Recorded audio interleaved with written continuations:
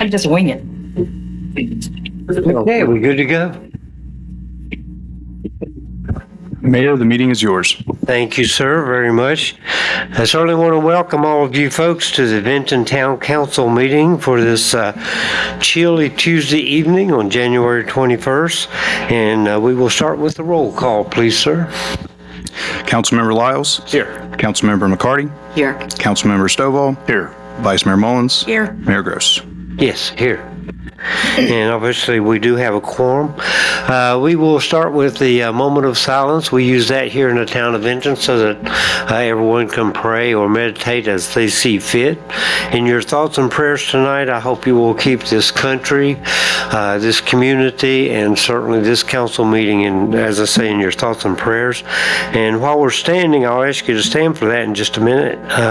While we're standing, we'll have the Pledge of Allegiance. And who's going to do that this evening, sir? We are very lucky to have almost, looks like half the chamber is here. And the president of the Chamber of Commerce, Jason Booth, is going to do the pledge. Woo-hoo. All right. So after our moment of silence, if you would lead us in the Pledge of Allegiance, we'd appreciate it. Thank you.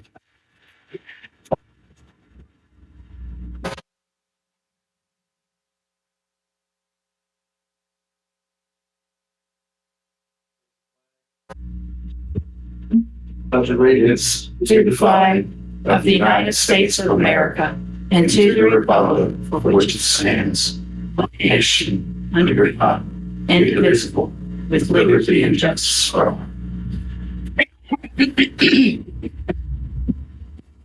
All right. Thank you, folks. And with that, we will move on to the community events and announcements. Okay. Councilmember McCarty. All right. January the 23rd, the Benton Area Chamber of Commerce will have a casino night at Benton Moose Lodge, and that is from 5 to 9. So that's today's Tuesday. That's on Thursday. Everybody go.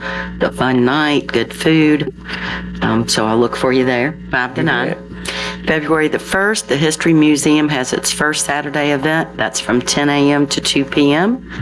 February the 6th, there's a ribbon cutting and grand opening at the Therapeutic Elements from 10 a.m. to 6 p.m.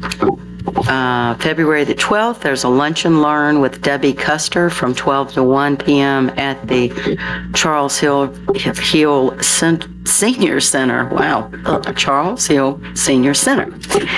February the 17th, the town offices are closed for the observance of President's Day. We also encourage you to visit one of the many restaurants and entertainment venues in our community. For more information, you can go to the venue's website or on social media. And for more information on everything happening in Benton, please visit the In Benton Facebook page, and don't forget to like and share. All right. Thank you, ma'am. Lots going on, as always. All right, Vice Mayor Mullins. Yes, sir. What did council do this past week or so? We were busy in a week. We've been busy. On January 15th, Council Member McCarty and Vice Mayor Mullins attended the Public Works Committee meeting. And then that afternoon, I also attended the SEDS meeting. It was at the airport. It was very interesting.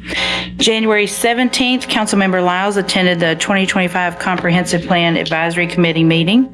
And January 21st, Mayor Gross and Councilmember Stovall attended the Finance Committee meeting. All right. Thank you, ma'am. You're welcome. That's for just a week, right? Yes, sir. Yeah. Just a week. All right. Next item is request to postpone or change the order of the agenda. Council, anything? Any changes, staff? Nope. If not, we will accept the agenda and move on to the consent agenda, which tonight has a couple items. The minutes of the regular meeting of January 14th, just last week, and adoption of a resolution for $500 from our friends at AMVETS.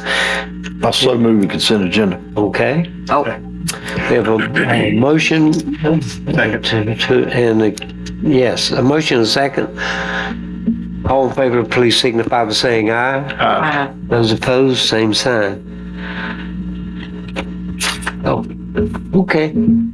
should we do that again or no? What's that? No, I think we'll do that.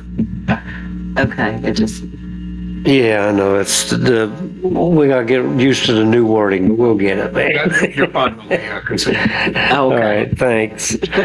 All right, we have some new legal wording that we're working out, so it's our New Year's resolution to get things right. Can you imagine? With that, we'll move on to awards and presentations. And tonight we want to recognize the folks from Magnus USA. And we have a proclamation. I think Marshall is going to introduce some folks first. And then if you would read a proclamation, we'd appreciate that. Thank you. Good evening, everyone. Thank you, Mayor. Tonight, I have the privilege of celebrating massive achievement by a local manufacturer, and I would ask them to stand up behind me, but they're already in the front seat, so I'm just going to let them have their rest. So we have Magnets USA with here this evening. They're a local manufacturer. They've been in business for 35 years, which is what we're celebrating. They've been in the town of Vinton for 10 years, and as we know, we don't have too many manufacturers in the town of Vinton. Just the way that we're laid out, our topography, our size of our sites, we just don't have a lot of opportunity to get manufacturing into the town.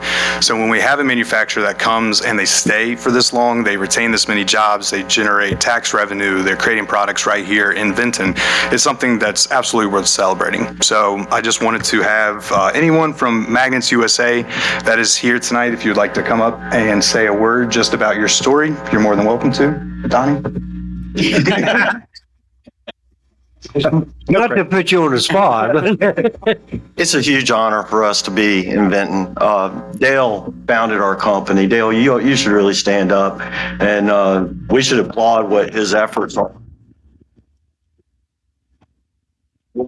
A lot of people may not know, but Dale had a real strong desire to eat. And that compelled him to test a product going up and down Williamson right here in Roanoke that ended up becoming a national phenomenon. We service 25,000 customers through our facility a year. Out of those, I think we're in the 10 to 15 million households across the United States that are impacted by our products annually.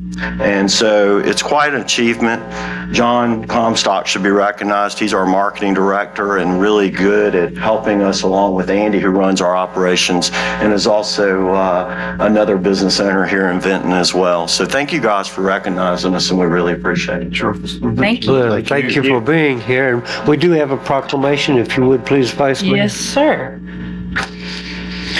Whereas Magnets USA is celebrating 35 years in business in 2025 and 10 years in the town of Vinton and Roanoke County, and whereas Magnets USA opened for business in 1990 when founder Dale Turner began selling his magnetic business cards door to door, traveling from the East Coast to West Coast to grow his business, and whereas Magnets USA has now grown to become a local staple in promotional gifts and marketing products in the Roanoke Valley, and whereas Magnets USA now has over 60 employees, has expanded their reach to over 35,000 clients across North America, and has products in over 20 million American homes annually.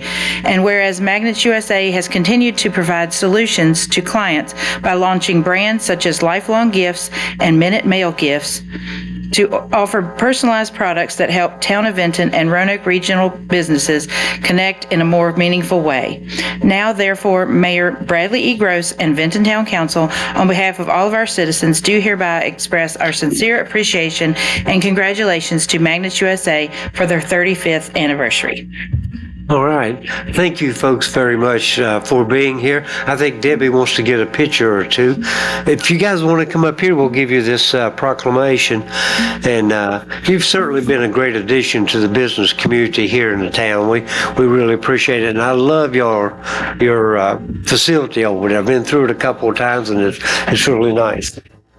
I think if you'll just turn around, I think she will get some, I'll let you hold that. Maybe Debbie can get some pictures.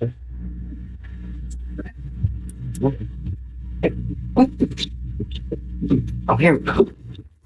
There we go. Good? Yeah. There we go.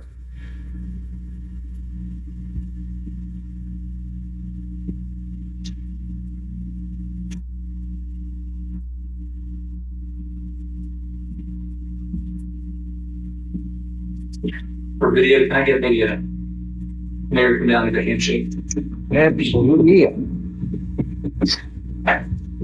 Your side. It's an awesome mayor, Andy. Man. Handshakes. Thank you very much. Thank you. Appreciate you guys so much. Thank you. Thank you. You know, in my opinion, I think Magnus USA is one of those American success stories that we just heard a good description there, and I certainly admire you. To go from walking up and down Williamson Road to what we see over there today is quite an accomplishment. I'm not sure that can happen just anywhere. Certainly, you deserve a lot of credit. I think that's one of the great things about this country, stuff like that. I'm glad it happened in Roanoke Valley and now in Denton. Yeah. Well, thank you. I'd like to say that I started the business, but I have one or two talents, but not many. And these guys and everyone I've worked with are the reason we've been so successful. That it's not really me. It's you combine forces with talented people. This is what happens. Yeah. I appreciate y'all recognizing this. It's really special. You guys have been special for us. We're certainly glad you're in town, and you're right. It looks like having a good team. Yeah, that's for sure. And we brag about council all the time. Okay. So thank you folks so much. Thank you.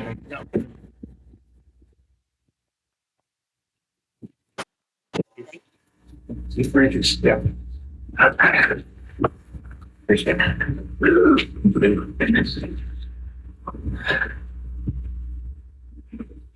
All right. Thank you.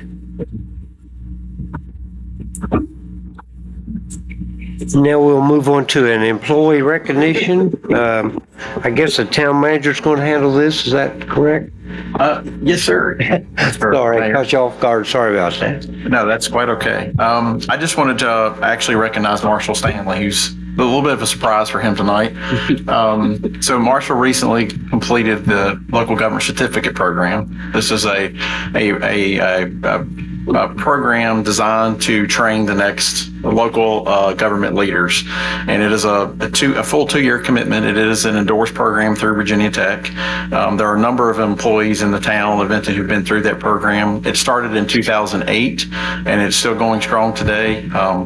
And so I just wanted to recognize Marshall's commitment to setting through that. That is graduate levels classes. They're taught by local professionals within the local government, retired or active professionals. So it's real world situations. It's an excellent program, and just wanted to recognize Marshall's achievement for completing that program. Well, Marshall, congratulations.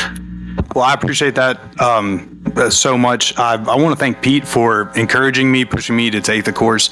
He had nothing but great things to say about it. It was certainly challenging, but he gave me such a great, just comprehensive view of local government in Virginia, how to be the best public servant practitioner. And I appreciate the town just for investing in its employees. You know, we're a small but mighty team, so when you have a small number, you try to make your team as mighty as possible. So just thank you to everyone that, encouraged me to take it and help me get through it. So thank you. All right. Yeah, just our typical small Oh, mission that we will get. very nice. Debbie, you want a picture of Pete and Marshall or not?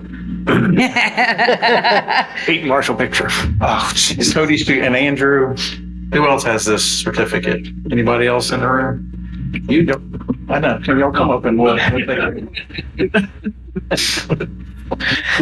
Thanks for reminding him of that. Naturally, this happens on the evening when we're all dressed as winter casual, right?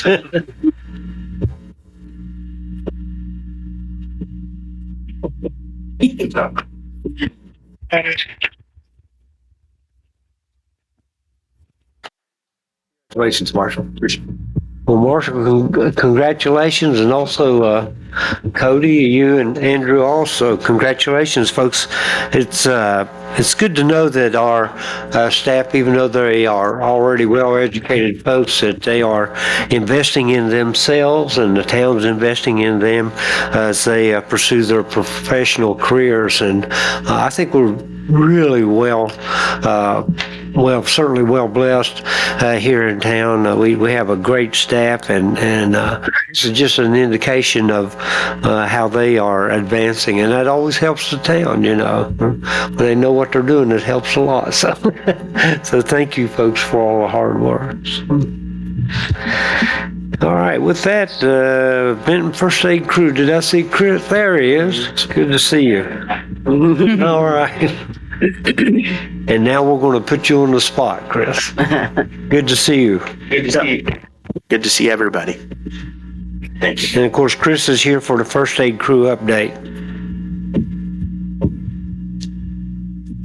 Maybe.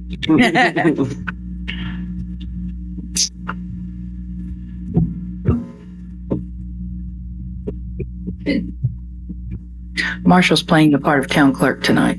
Not his usual gig. We're learning. That's right. It's fine. Don't worry. I'm never really good with PowerPoints. You got the information in here, I guess, right? I do. I'll go ahead and get started. Okay. First of all, thank you for the opportunity to come up and speak. I just want to echo what was said by the gentleman from Magnets USA. It's not just me. I can't do it all here. It's really the team of people that we have at the crew that allow us to do what we do. So I'll go ahead and get started. I had all this. Oh, there we go. I was gonna say I didn't want to have to read all the numbers to everybody. So, all right. So we had a unit in service for 87% of the time, and this is a pretty significant increase from 2023. The main reason why it's a big increase is we've increased our membership quite a bit, which is great. That's something we really struggled with through COVID, and we're really starting to turn the corner now, changing our organization from our response to COVID now to growing. We had an estimated 16,224 man hours, which is pretty significant. And then we had 418 out of 470 shifts for 89%. And that also includes partial shifts. So if a member couldn't run a full shift, for example, they could only run from 6 p.m. to midnight, we counted that in there. So we had 1,612 calls during volunteer hours, and this is almost a 200 call increase from 2023. So, and volunteer hours are from 6 p.m. to 6 a.m., 7 days a week, and then Saturday and Sunday, the day shift as well, from 6 a.m. to 6 p.m. We had 1,005 calls in the town of Benton. We had 576 in the surrounding area, so Roanoke County and other parts of Roanoke County. And then we had 41 in adjacent localities like Roanoke City, Bedford. I think we even made it out to Franklin County once or twice this year, or last year, I should say. So this is just a graph of the breakdown of the call types that are dispatched from Roanoke County. A vast majority, 74% to be exact, are medical calls. So they either get categorized as ALS or BLS. And then the rest are like, your motor vehicle accidents, fire alarms, service calls, somebody who fell and just needs help up, things along those lines. Sorry, the numbers aren't as readable as I thought they were going to be. So this is just a graph showing what hospitals we transported to. We had 749 transports to Roanoke Memorial Hospital. We had 87 transports to Lewis Gale Salem. We had 136 to Lewis Gale Blue Hills, which is the new facility that just opened across from Chick-fil-A on 460. We had 3 transports to Lewis Gale Cave Spring, 5 to the VA Medical Center, and 632 refusals. So a lot of people that called us decided not to go to the hospital for whatever reason. Our membership breakdown as of January 2025, we have 56 active members, 5 paramedics / the EMT intermediate level. We have 1 advanced EMT, and we have 21 EMT basics.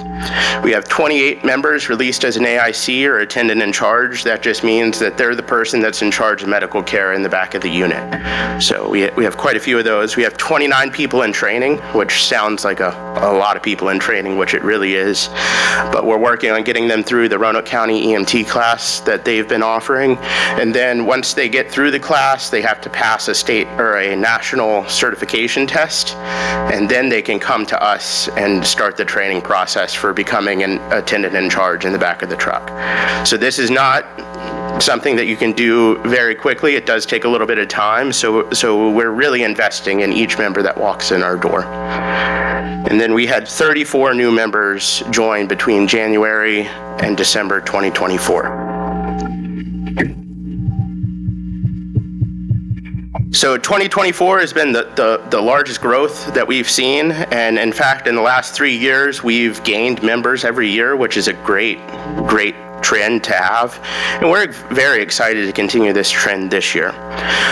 Most of this is due to the Roanoke County EMT class. We got 28 new members from the 2 classes that they've run alone. And then we've netted 12 newly certified provider out of those classes. Out of those 28, half of them are in the class that starts, I believe, next month, the beginning of February. So that's why the number of certified people that out of the classes is so low right now. And then we've made some massive changes to the organization of our structure, or the organization of how our officers work. We added a recruitment and retention officer whose sole responsibility is just recruiting new members and making sure that we retain our current membership. The lifespan of a volunteer is about 3 to 5 years. It's pretty short, unfortunately. And when you consider all the training that has to be done to get to actually being able to be in the back of the truck, by the time you're at that point, you have about 1 to 2 years left in the lifespan of a volunteer. So we're really looking to change that. And this isn't a problem that just we have. This is a national problem with volunteering. In addition to that, we've created an officers academy. We wanted to invest in our members, not just for our benefit, but for their benefit as well.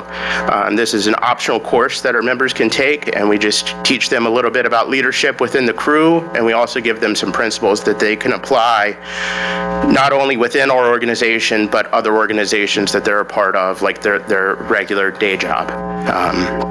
And then we're looking this year to really expand our community engagement. Over the past couple years, we've really been focused internally on recovering from COVID. And now we're finally at the point where we're going to get back to more community events. So you guys are going to see us more at the Mingles in the Market now and the other events around the town. So some of the challenges that we faced throughout 2024, in February of 2024, we were told that the regional drug box program is going away. This is very crucial to what we do on the ambulance, because we carry a whole lot of medications in a big bright orange box. Those medications can be anything from pain medications to life-saving medications. For example, epinephrine in the event of anaphylaxis, somebody's having a very bad allergic reaction, we carry that drug on our truck that we can give to the person. So this led to a really sudden change that we had to enact so that we can continue serving the town of Benton and Roanoke County. This will lead to a lot of money, unfortunately. Drugs are not cheap. The medications that we carry are not cheap. So thankfully, Roanoke County has come in and said that they don't want there to be a massive financial impact to us, and they volunteered to help close that gap in the amount of money that we have to expend. And we're working we're almost at the end. We have a couple more steps. We're waiting on our DEA license, and then we can start ordering the medications and stocking our own drug boxes. And then we're working very closely with Roanoke County Fire and Rescue and Western Virginia EMS Council to complete this transition from the regional drug box program to the Benton First Aid Crew drug box program. So this does not come without quite a bit of extra work on our part. So there's going to be a lot of changes that we're going to have to make to ensure that we can continue to meet this need. And then we're going to hopefully make some great accomplishments this year. We've seen a lot of growth in the past 3 years, and I hope we are going to continue to grow. And this is due to the support of every one of you guys on Town Council and Roanoke County, the support of Roanoke County Fire and Rescue as well. We're invested in building the future of EMS, not only for our volunteers, but also several of our members go on to have careers in EMS. And we want to make sure that, we have a good reputation and we're training our people very well. This is going to lead to some investments that we're going to be making in our training department. And we've already kind of started to make some of those. We've expanded our ASHI team, which I forget exactly what it stands for. I think it's the American Health and Safety Institute. We teach a lot of CPR classes for the community. In fact, Magnets USA is one of the groups that we teach CPR to. They come to us about every 2 years asking for recertification classes. And it's not just CPR, we also teach basic first aid. So, we offer all of those courses for a small fee to the community. And then we've also just recently, one of our members went and got certified as an education coordinator, which means he can now come in and teach EMT classes at the building, which is really good. That's going to help us out. And then, like I said earlier, we aim to be more engaged in our community this year. And now that we've recovered from COVID and we've got a lot more people, we're going to be around more. To continue our future plans, we're like I said, we're really investing in training. We're planning to hopefully here in the next year or two have a in-house EMT class to help get some of our people certified so they don't have to wait a whole year. It's probably going to run opposite of the Roanoke County class, so we can get more people through the pipeline and get them trained a little bit quicker instead of having them be on our crew for 6 months to a year while they're waiting on a class to come around. In addition to that, we're looking to purchase some new training equipment, which that's where all the money comes in. That's where they really get you. And then we're really looking to invest in our members more, providing resources to support their future long past our organization. We've had people, like I said, have careers in fire and EMS. We've also had several people that come to our crew, get some experience, and then they go off and become PAs and even doctors. And we've had some of those members come back and teach for us. So that's great that we can help them get started, and then they remember that and come back and help us out. And then we're also, like I said, with that Leadership Academy, we're providing a little bit of a sandbox for people to try out their leadership skills and get a little bit of leadership experience under their belt that not only helps them in our department, but also helps them in their careers. And then we want to be a part of shaping the future of the town of Vinton as well as the Roanoke County. And then I went ahead and threw this slide on there with our contact information as well as all of our social media. So if anyone is interested in becoming a member of the Vinton First Aid crew, feel free to reach out to us on one of these platforms, and we would love to hear from you. Okay. Chris, thank you very much for that report.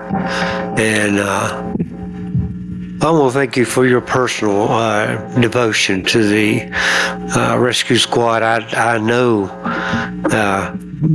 about some of the time you put in, and of course, for him, it's a family effort. His wife is also. Yes, it's very much a family effort. Yeah, his wife is heavily involved, as well as my mom. As well, yes, yep. Of course, as well as your mother, and I just love the Vinton Rescue Squad, everything about it. Number one, it's a great tradition. We've always had a strong rescue squad, first aid crew here in the town of Vinton, and then they've been able to bring on new people. So when I go to their meetings and I see all these new faces, that's very, very encouraging. And as you kind of touched on it, that's not true everywhere. There's volunteer organizations in general are kind of having a rough time on occasion. But first aid crews in particular, it takes a lot of time, a lot of devotion, and a lot of hard work. So we appreciate all you guys and what you do for the community.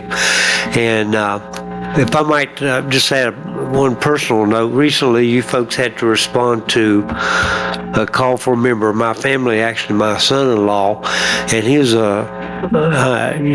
don't think you guys knew it at the time. He was in a lot of pain. You knew that, but you probably did know he was a former medical technician next door in Roanoke City. And so he described to me the service that he got from you folks. And the very first words out of his mouth was professional. He was very impressed with your professionalism along with the caring that he felt. So thank you very much for what you did for our family and for what you do for all the families here in the town of Benton. You guys do a great job. And when I say you guys, there's a lot of ladies involved. And so we're very fortunate to have you guys. I think there's only 2 left in the county, isn't that right? Yes, that's correct. It's the Benton First Aid Crew and Cave Spring are the only 2 volunteer EMS agencies left. Yeah. So you guys have done well. Done well. And I really appreciate that. It's very rare that we get to hear how our patients did, but I'm glad that he's doing good. Yeah, well, he appreciated what you did, and of course you were being evaluated all at the same time. No, I'm only Council, do y'all have any comments or questions for Chris? I know I'm thankful for you guys. I mean, knock on wood, we haven't had to use in several years, but when we have, thank you very much. Thank you. Well, you're doing something right. Yeah. I mean, when there's only 2 in the county, and you talk about the fact that people want to volunteer and the 20-some members and doing that. So whatever you're doing as far as leadership's concerned, keep doing it because it looks like it's working. Congratulations on that. Thank you. Very much. Congratulations. I really appreciate it. Like I said at the beginning, it's not just me; it's the whole team. Yeah, sure. Great Thank team. you for the detailed report. Absolutely. We don't have questions, you answered pretty much all of them. You told us, what you want to do and your challenges and your success stories and what you're going to do in the year ahead. So thank you. It takes a very special person to be a part of that. Not just everybody can do that. I know I can't do it. And, everybody always is happy when you're there, when we call for you, and you've done well. And I've been fortunate to be able to attend some of the celebrations that you guys have, and the passion that y'all have for this is just amazing. So thank you. Thank you. Yeah, I mean, Chris, you've been around for a long time. A little bit. You were a teenager, I think. I was 17 when I joined the crew back in 2011. So you've seen a lot. You've seen the struggles and everything of the volunteer rescue. And you talked about leadership, and you've worked your way up to the leadership position of that squad, and it shows. You've done a really good job. There is a lot of enthusiasm down there, and all your numbers are increasing, and it just shows what a great leader you are. And to get new people with only 2 places still left says a lot about your leadership. So thank you. I appreciate it. yeah, and to have your mom work under you, that's She encouraged me to start out in this journey, and then she supported me the whole way. So Yeah, she's been involved for quite a while, right? Yep, we joined in the same meeting. So Did you? Okay. July of 2011 was our first month running. Okay. Okay, great. congratulations, man. Thank you.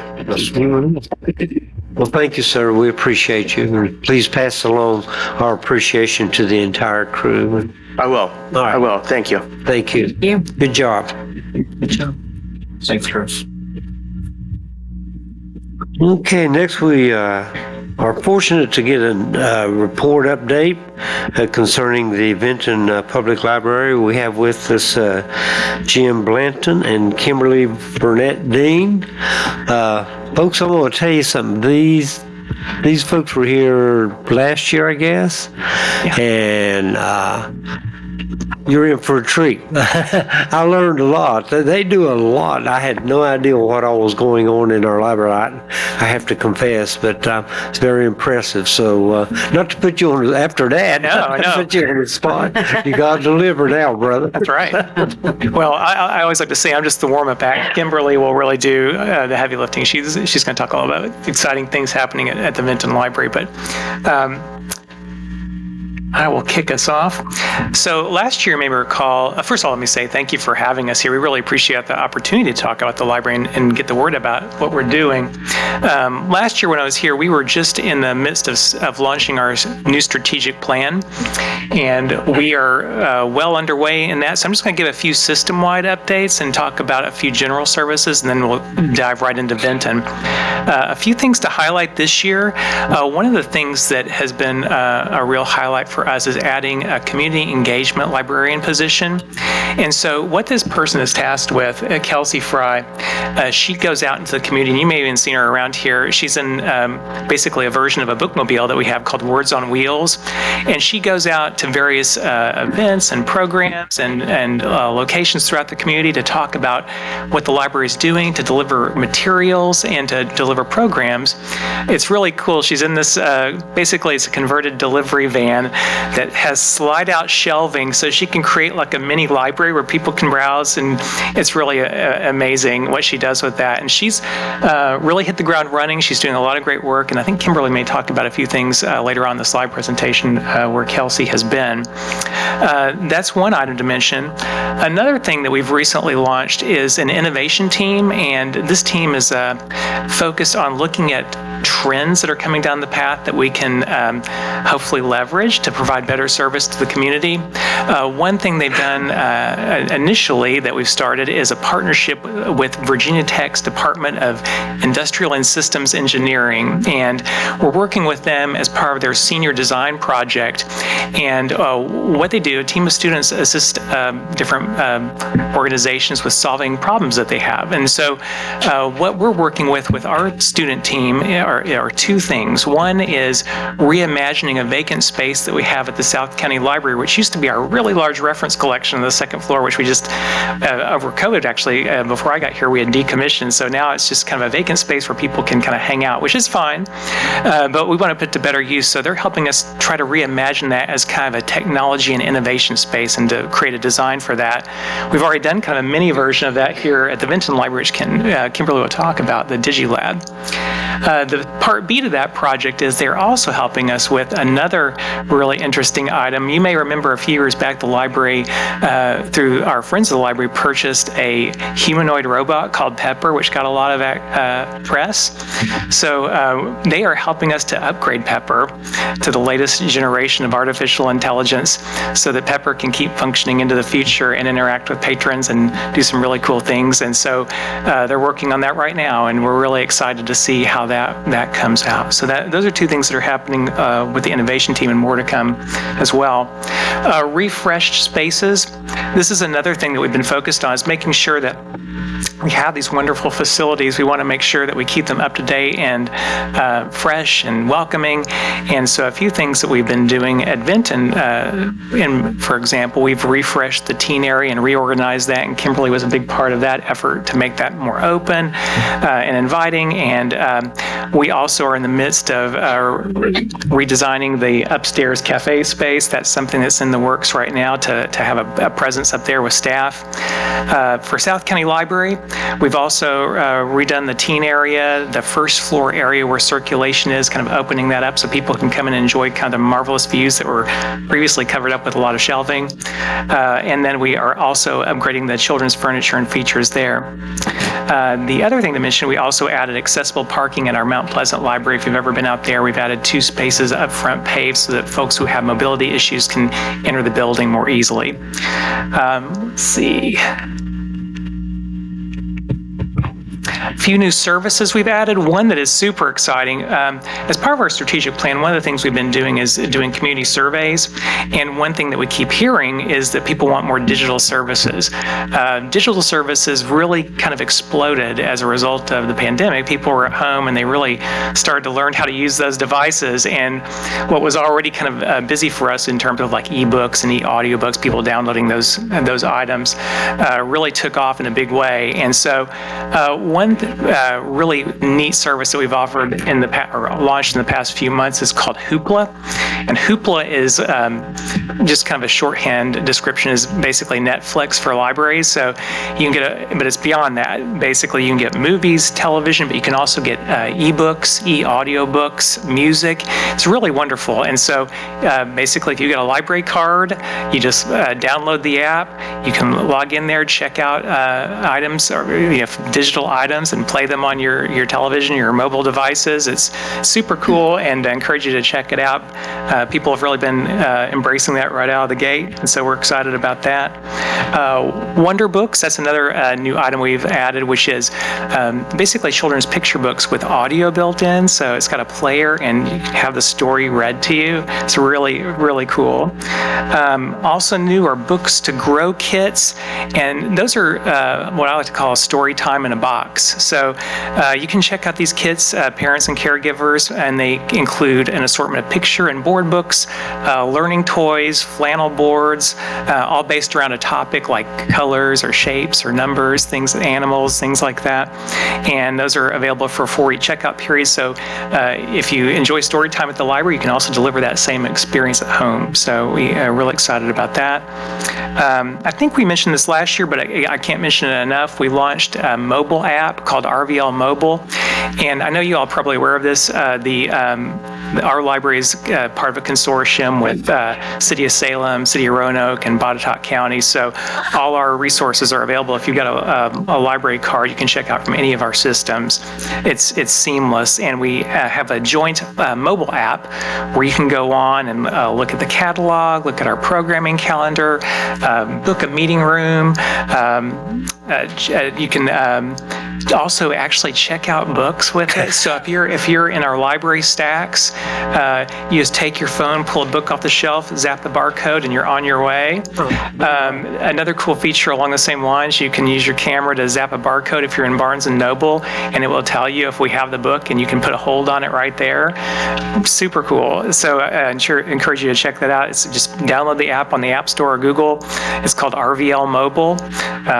Really, really great. And just a general quick overview of some of our services, because I know Mary had mentioned, you weren't aware of some of these, and I know people aren't, because if you're not using them regularly or don't have a need to use them necessarily, it sometimes comes as a surprise, some of the things that we have. I mentioned some digital services. We also have an app called Libby, which you can use to download ebooks and e-audiobooks, and people really enjoy that. We have a magazine app called Magster, where you can download digital magazines, and then we have a variety of databases that allow you to get newspapers and journals, Roanoke Times, all from our website using your library card. We also have, if you're interested in doing genealogy, we have Ancestry and Heritage Quest, which are both really big genealogy databases. This year we added a database called Fiero Code. So if you want to learn coding, all ages are served on this coding platform called Fiero Code. HTML, CSS, JavaScript, Python, and more. We also have a cool service which I also like to promote called BrainFuse, and BrainFuse is really neat. It's provided through the State Library. It's actually a live tutoring service, and it serves K through college, and you can go on there and be tutored in any number of subjects, including language. It's amazing. So I encourage you to just check that out. If you have someone in your life who would benefit from a live tutor, it's a great resource.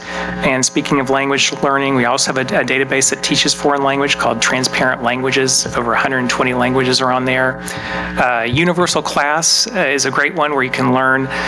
You can go through these self-directed online courses on topics ranging from accounting to photography to computers to you name it. Value Line, if you're into investing, that's something people are always interested in, is Value Line. We have that available through the library as well. And also, if you need legal forms, that's another thing that is also popular. If you need to do some everything from preparing a will to, whatever it might be, you can go on there and there's a variety of just general legal forms available for you if you have a library card. So that's a really quick overview of some of the highlights going on and also the services we offer. And with that said, I will turn it over to Kimberly Burnett-Dean, our manager at Vinton Library, to talk about some of the things that are particularly happening at Vinton. The other thing I want to echo from earlier was that notion of having a great team. We have a wonderful team at the Vinton Library. We have the system as well, but really an exceptional team, and nothing can happen without the hard work and creativity that they bring to the table every day, and I really appreciate each and every one of them, and Kimberly does a great job leading them, so I'll turn it over to Kimberly. All right.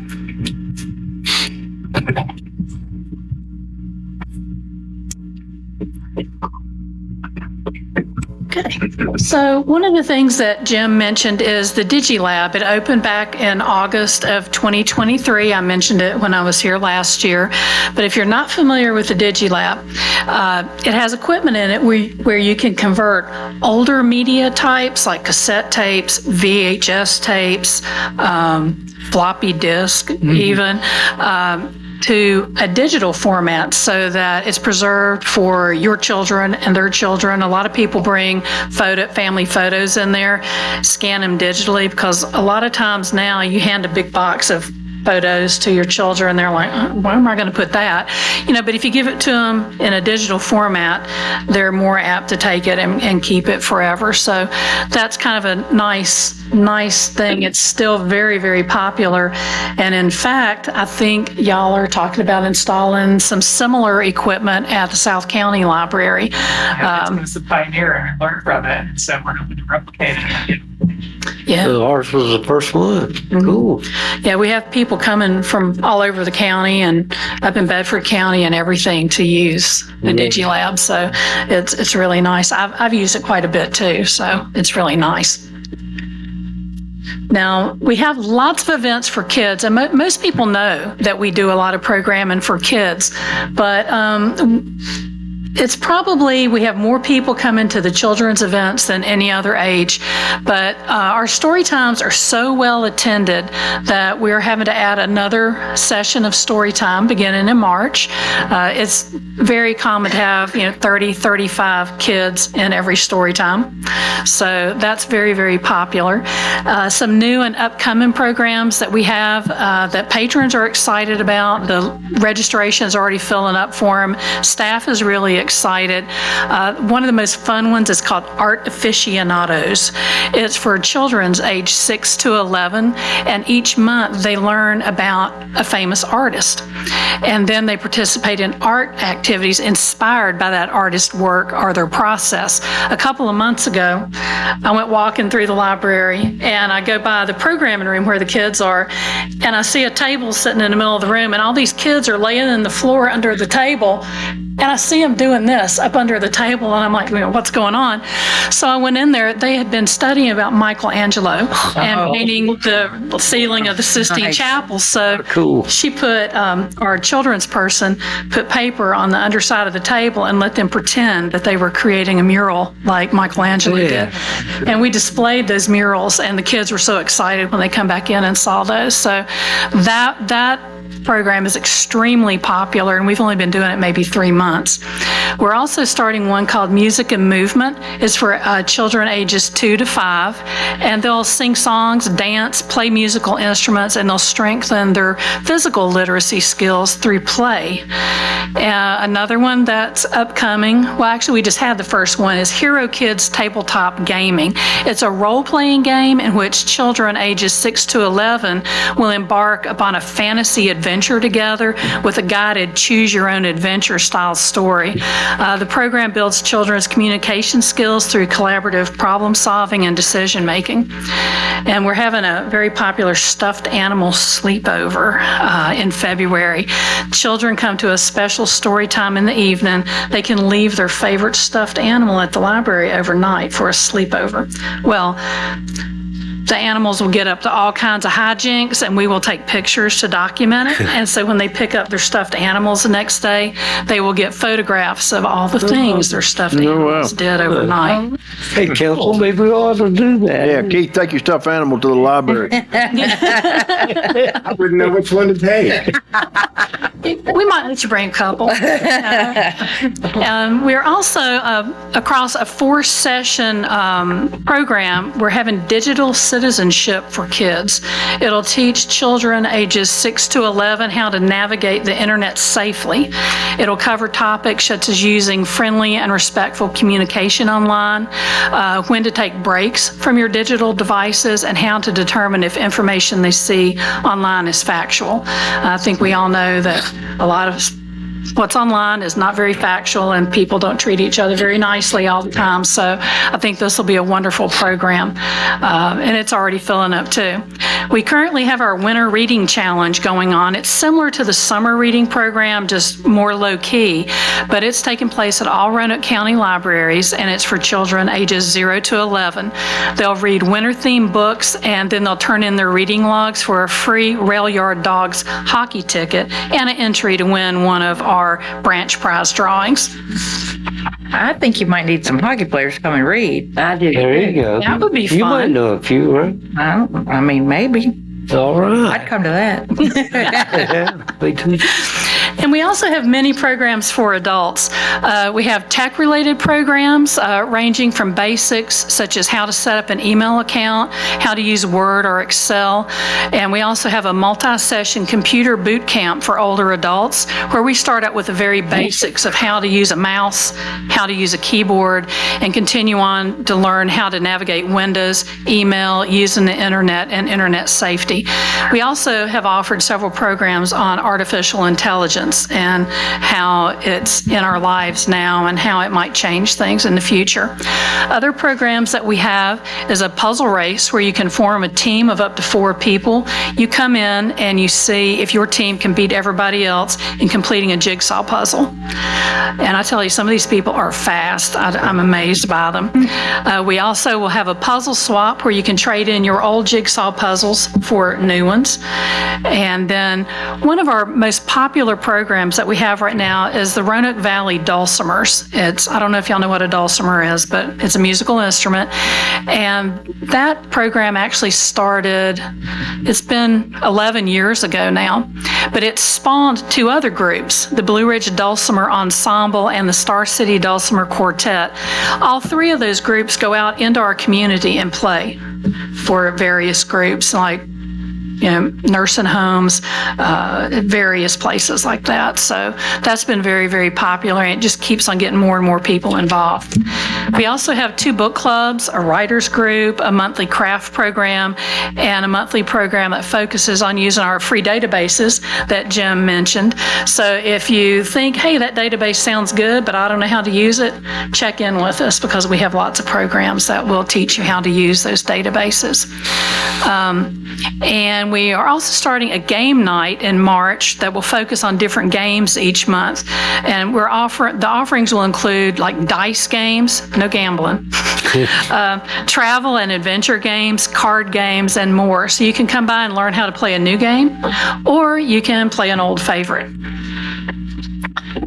And we don't want to forget about the teens. We have several things going on for teens. We have a book club where teens can discuss what they're currently reading and pick up their teen takeout book kit each month, which includes up to 2 books selected for them by library staff based on their interest and things that they've previously read and enjoyed.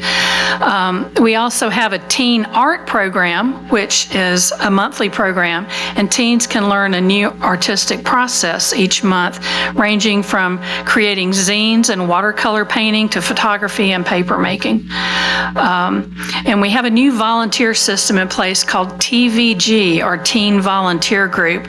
Teens gather twice a month to help staff prepare for upcoming events, assist with book collection maintenance, share ideas about how they can help further the library's missions and the surrounding community, and more.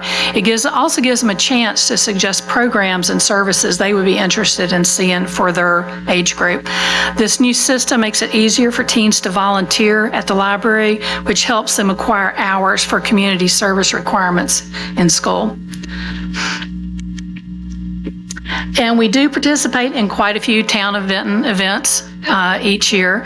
The Senior Expo, Arbor Day, the Dogwood Festival, Fall Festival, National Night Out, and the Christmas Parade. And for the last few years, the Benton Police Department has also participated in our summer reading kickoff event, where they provide hot dogs and for our reading program participants. And the patrons just love it. They love getting to interact with the officers. And of course, they love the hot dogs too. And one of our popular programs is the Benton Community Connection. We started that in 2023, and it continues to be successful. It attracts not only older adults who are new to the area, but longtime residents who are looking to get out of the house, meet people, learn something new, and enjoy some free coffee. This program meets every Friday. Topics in the past have included history lectures, various aspects of Appalachian folk life, adult story time, music, arts, crafts, games, technology, library databases, and more. This past September, we invited the Benton Police Department to have coffee and conversation with the attendees. It was a great program with Benton officers and detectives, Mayor Brad Gross, and Supervisor Tammy Shepard in attendance. The patrons thoroughly enjoyed the interaction, and many thanks to y'all for your participation. I'll get it out in a minute. Based on the success of this particular program, we're having adventures of a 911 dispatcher and coffee with a firefighter coming up in the next few months. And Jim touched on our new community services librarian. In this community in Benton, we are going to Berkshire Health and Rehabilitation Center, Benton Boys and Girls Club, and Thrasher Preschool and Lynn-Haven Preschool.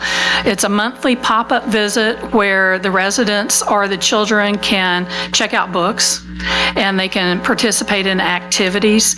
And many times they keep like in the case of the preschool, they keep the books at the preschool, but then we come around the next month and they get to select all new books, participate in all new activities.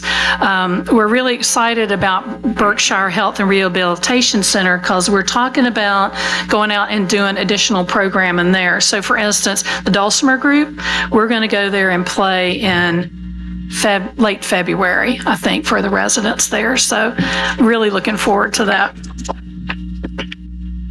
And coming soon, we've participated in story times on the stage at the farmers market in the past, and we hope to continue doing that in the future as well. This year, our summer reading program kicks off in June. It'll actually run from June 2nd through August 2nd.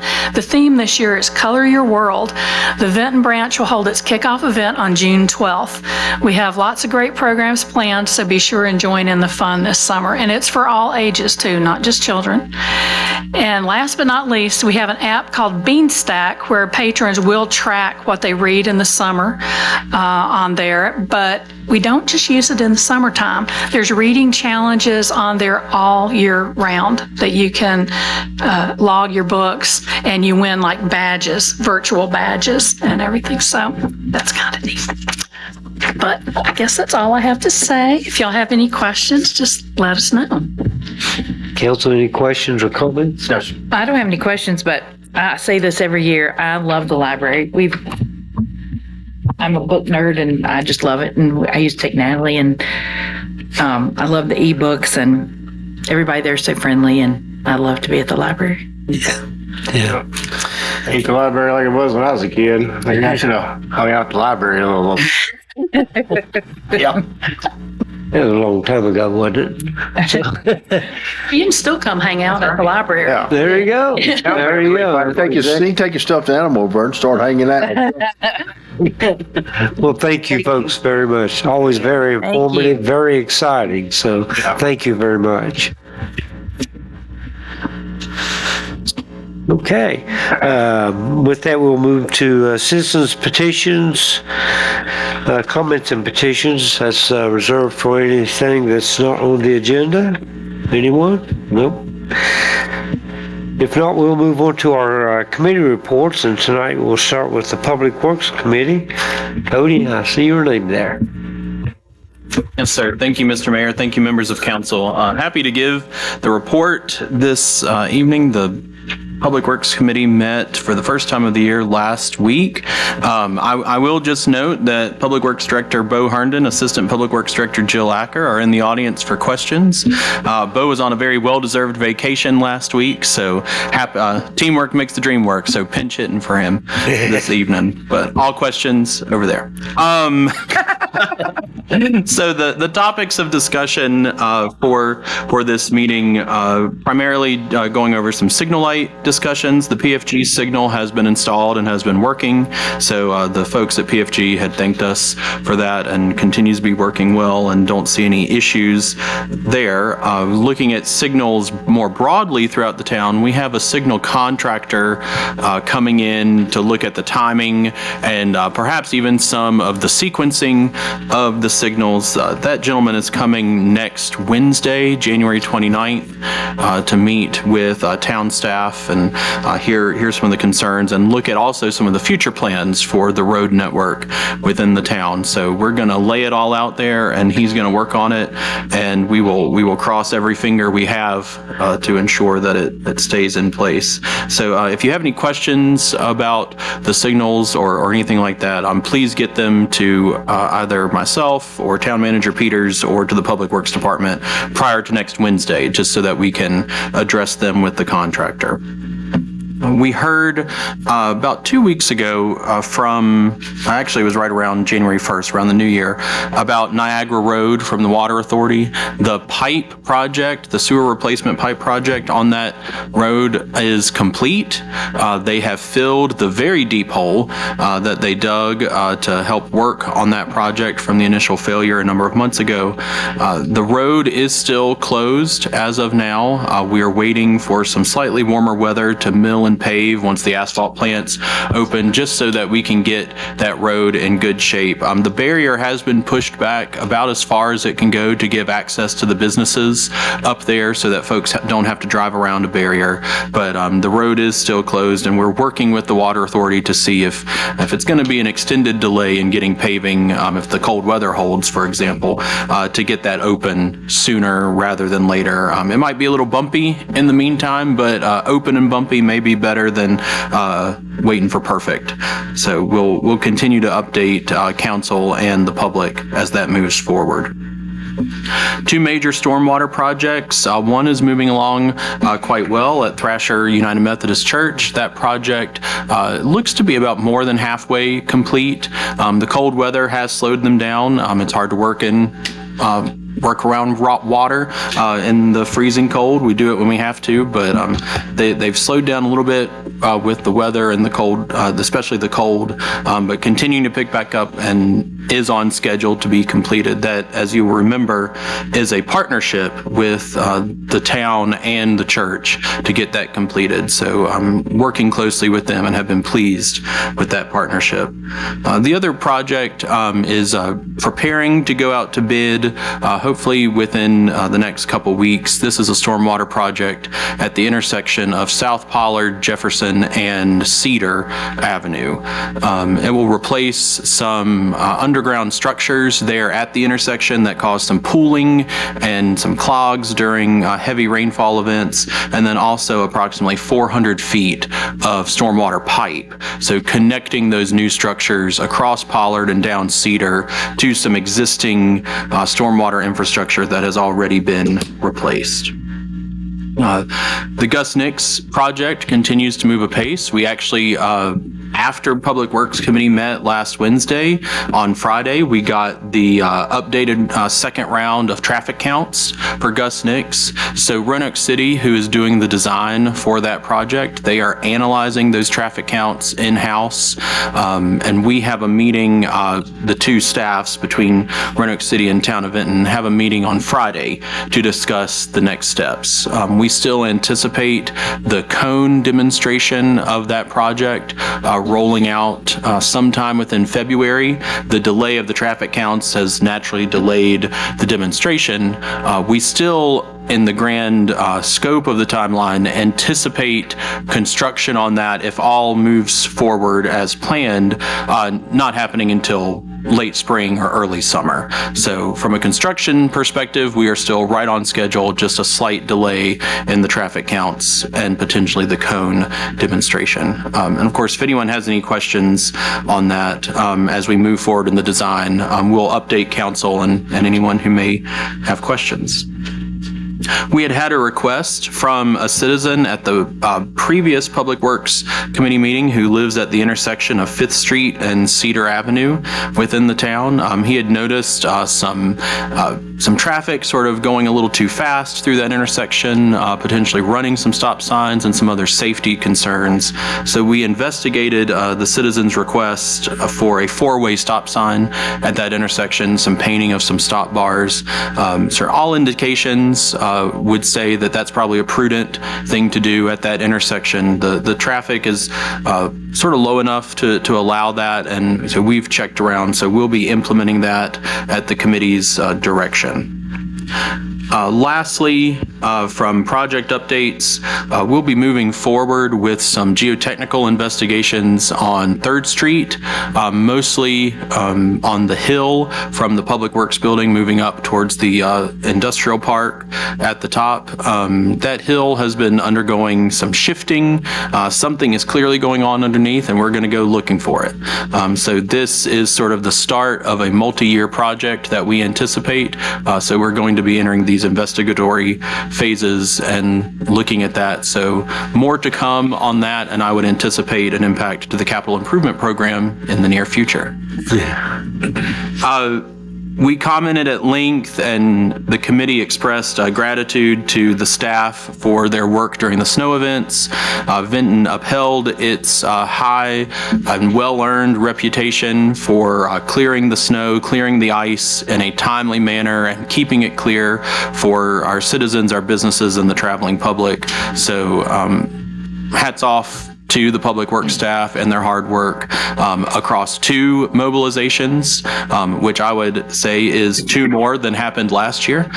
So we're probably due for some more, but they continue to do a great job. And some of the plows were still brand new. They had no scratches on them whatsoever prior to being put on, so our guys got to break them in. Lastly, we had a brief discussion about the fire properties at the corner of Lee and Pollard, and would just note that if you see activity going on, the town is using town staff working to clear those properties and then add some fill dirt to those to create a green space that will sort of be attractive, allow us to take down the fencing, clean up that corner, and then also allow the landowners to do any future development while keeping that in a safe manner. So that's the report to Town Council, and if you have any questions, we'll be happy to answer them. Okay, Cody, thank you very much. Council, you have any questions or comments for Cody? No? January 29th, right? January 29th. Yay. Thank you.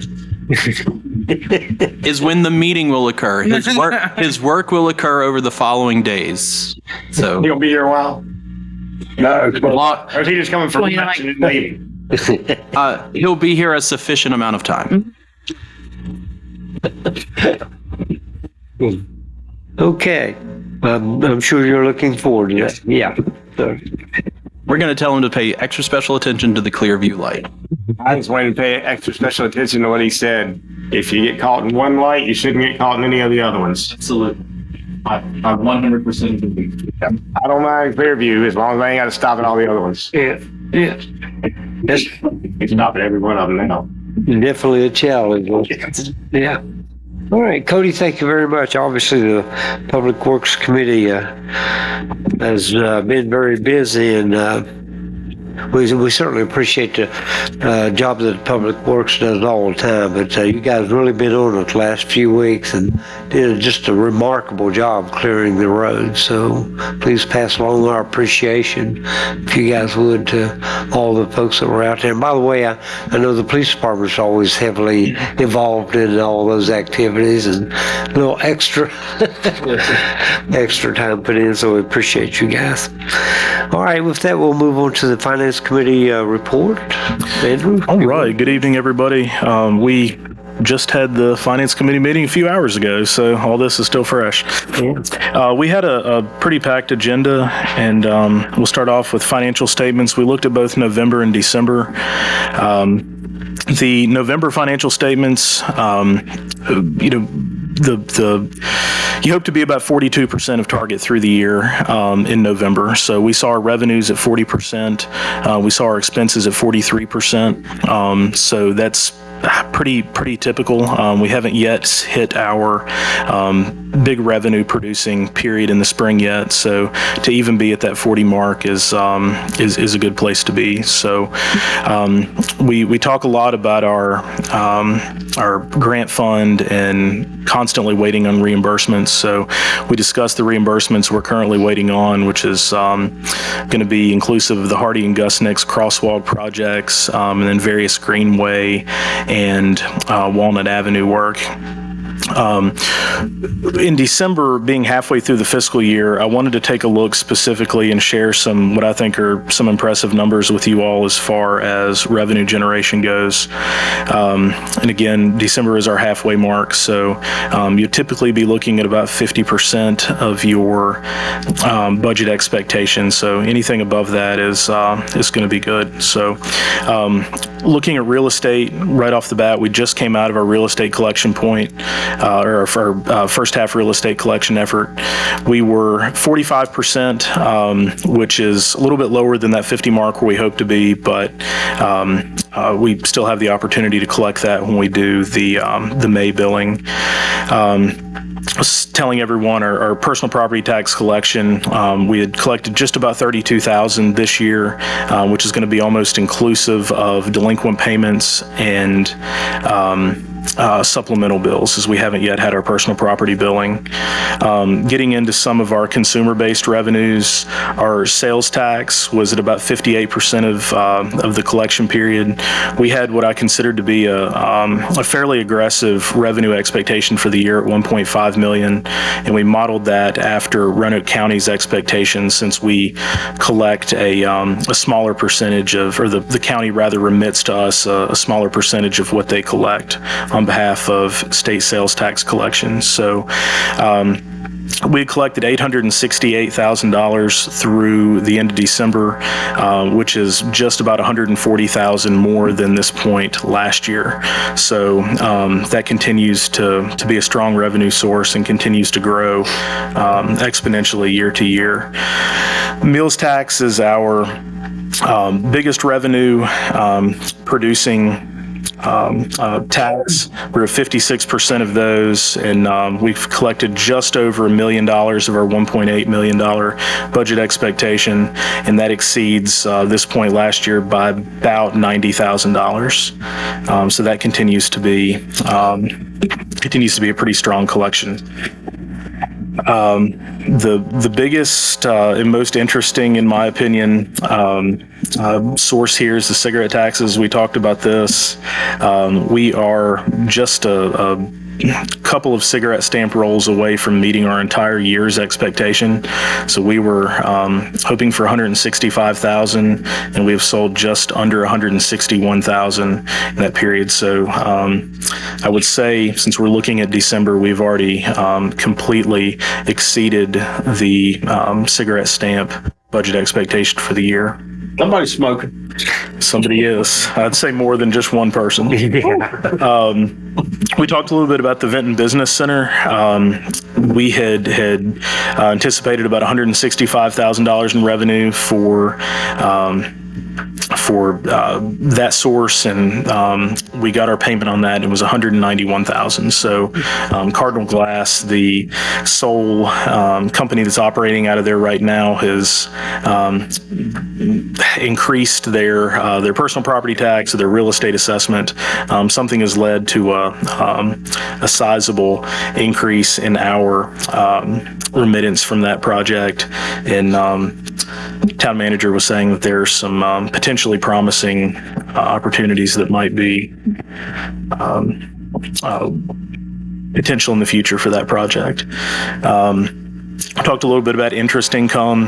We budgeted very conservatively at $50,000 this year, as we didn't really know what was going to happen with the Fed and interest rate cuts. But thus far in the year, we have earned just shy of $225,000 in interest earnings. So continuing to spend the money as we need to when projects arise and opportunities present themselves, but also leaving as much money as we can in those higher interest bearing accounts to maximize that interest earnings revenue source. Then lastly, our parimutuel tax, or our ROSI's activity. We have collected about $800,000 in parimutuel tax remittance this year, and that is up $150,000 from this point last year. So there is definite activity there. So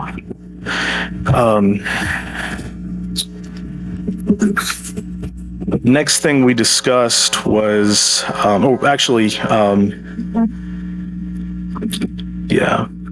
the next thing we discussed was the state of our audits. We have 2 audits ongoing right now, fiscal year 23 and fiscal year 24. Fiscal year 23 is effectively complete. We're just waiting for Act for compilation, the book compilation, and just waiting on essentially partner availability to help us over the finish line with that. FY24, we have our preliminary audit items in to the firm, to Brown Edwards. We're awaiting review from them and follow-up questioning and direction. So we're hoping to close out 23, within the month, as soon as we have the information from them to do so. And then we're hopeful that 24 is right behind it. We then talked about the next phase of our financial software. You remember last year I'd spoken about our upgraded financial system, which is our Tyler Munis system. It's effectively our tax system as well as our financial system of record. We are in the process of implementing the next phase of that, which is the HR and payroll module. Right now, everything we're doing as far as payroll is concerned is handled essentially manually and on paper, and is just a lot of administrative work for both Donna in Human Resources and myself and my staff as well. So once this is on board, employees will be able to do really the majority of anything that they need to handle as far as personnel documents online and in this system. So that'll include changes to their W-4. They'll be able to elect to get their pay stubs and W-2s electronically. They'll be able to run different scenarios for tax withholdings and a paycheck calculator. They'll be able to change banking information for direct deposits. And we'll see considerable savings in printing costs and also check stocks from having to print those pay stubs every pay period for everyone. So like I said, that'll be considerably less administrative work, and it'll give the employee more activity, be able to do things in their own time. After this is completed, we'll be going into our last module, which is going to be the business license module. And then we will be effectively finished with ACS, which was our the system we were previously. We spoke earlier about AMVETS and the consent agenda. We did get our annual $500 donation from them. Those funds will likely be used towards high ground monument maintenance or some other type of veteran programming in the town. We talked a little bit about trying to recognize them for these continued donations, and Councilmember Stovall had said that he had a contact that he might try to reach out to on the town's behalf and have them either come in or make some type of contact with us to recognize them for those repeated generosities. We spoke a little bit about a menial increase in the town attorney's salary, or not salary rather, but hourly rates. Talked a little bit about that, and that'll bring us more in line with what other municipalities are being charged for like legal services. talked a little bit about a agreement to be established between the town and the Vinton Chamber, which Pete will be discussing in the items requiring action section in a few minutes. And then lastly, Cody had prepared and done a small presentation on a town council and mayor salary study, and surveyed several other localities. We looked at that in depth, and that information will be made available to all of council. Being said, does anybody have any questions? Okay. Good meeting. Yeah, A lot going on. we had a lot. And of course, we also had the financial statements. Yes, yeah, I would ask for a movement on those in a second. Yeah, I consider approval of financial statements for November 30th and December 31st. Okay. Mr. Mayor, I would suggest the motion like you have, Mayor, the motion to adopt the You got it? Oh, go ahead. resolution approving the financial statements.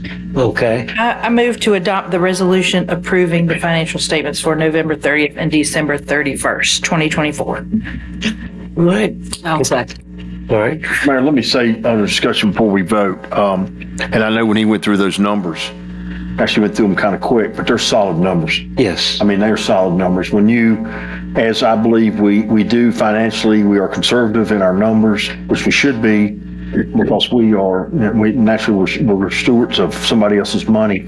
However, when you anticipate 100% and you're halfway through a year and you've met the 100%, I mean, that's naturally shows naturally good work on staff's part, but also the fact of people wanting to come into the town and people wanting to do things. Yeah.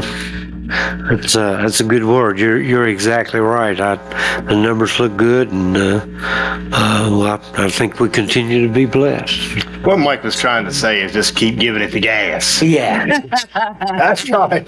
That's right. All right. Any other comments? Okay, Council, you have before you a motion and a second. Please call. Councilmember Lyles? Yes. Councilmember McCarty? Yes. Member Stovall? Yes. Vice Mayor Mullins? Yes. Mayor Gross? Yes. Thank you. The motion passes. All right. And thank you, Andrew, for the report. It was an extensive meeting, but you're right. We were busy, that's for sure. All right. With that, we'll move on to items that require action. First one, we're going to talk about a little bit of lighting, right, Anita? Yes, sir. Good evening, members of the Town Council, Mayor Gross. I have in front of you is to consider amending and recodifying Chapter 82, Street, Sidewalk, and Other Public Places of the Vinton Town Code by adding Article 6, Lighting in Road, Street, and Other Public Right-of-Ways, Section 82-200 to 82-206. Just as a summary, the town-owned street, road, and other public right-of-way that we receive highway maintenance fund are subject to town council jurisdiction. Therefore, the town council has the power to promote the general welfare of the residents, the safety, health, or the convenience of its resident. The town council also has the power to abate certain nuisance and of public nuisance that happen along the street, public and town-owned road within the town limits. So the proposed ordinance prohibit lighting practice that create public nuisance. Specifically, the ordinance prohibit lighting practice on road, street, and other public right-of-way under the town jurisdiction that create bright light and glare that leave the property for which the light emanates shine onto other properties, road and street, invade and interfere with the public rights and or create safety hazard, therefore which is considered as public nuisance.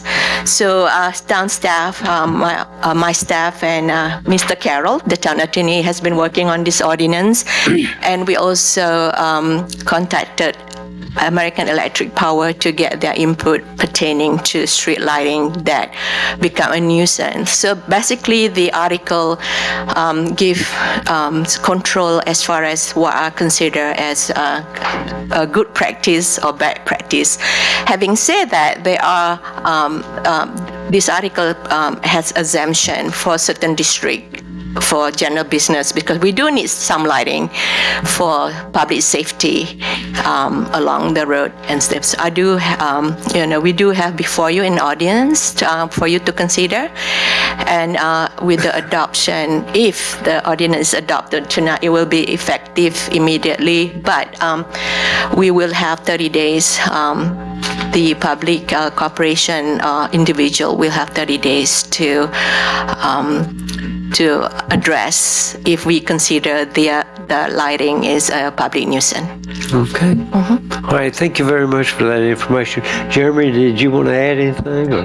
Yeah, what I would add, just Anita covered almost all of it, or did cover all of it. The only thing I would add is this ordinance really deals with town-regulated, town-controlled property, the rights of way. This doesn't deal with private property. We're not. There already is a code section, frankly, that addresses lights on private property. Here, we're dealing with property that we control or regulate to some extent.